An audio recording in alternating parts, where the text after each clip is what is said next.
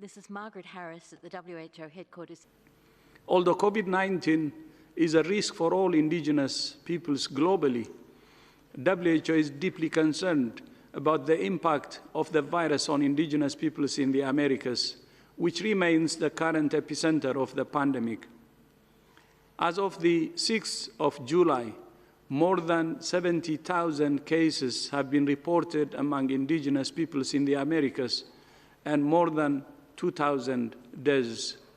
Most recently, at least 6 cases have been reported among the Nahua people who live in Peruvian Amazon. Simultaneous translation in all 6 languages.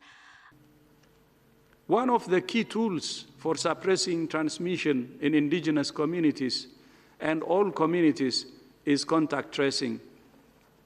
No country can get control of its epidemic if it doesn't know where the virus is. As we have said many times, so-called lockdown measures can help to reduce transmission, but they cannot completely stop it. Contact tracing is essential for finding and isolating cases and identifying and quarantining their contacts. More than 720,000 people are... I think what we're starting to see is a continued acceleration of transmission in a number of countries in sub-Saharan Africa. And I think that has to be taken very, very seriously. South Africa may unfortunately be a precursor. It may be a warning for what will happen in the rest of Africa. So I think this isn't just a wake-up call for South Africa. This really is, we need to take what is happening in Africa very, very seriously. Many of those countries exist in the midst of fragility and conflict. Many of them need external help and support. Team in China, and as what we are hearing now are changes in policies from many governments who are applying the use of masks as part of a comprehensive strategy, particularly in areas where you have active transmission and particularly in areas where you cannot do physical distancing.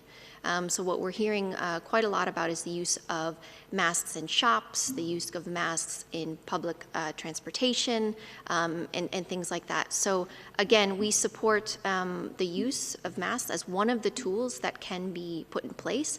However, it is not a substitute for other public health measures that also must be in place.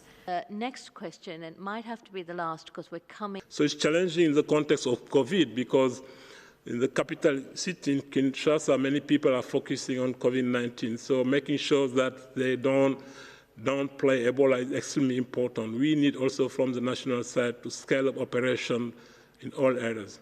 Numbers are available from the ministry. The worrying aspects of this response in that there have been cases in 21 health areas across 7 health zones. So while the numbers are very low, the disease is quite dispersed.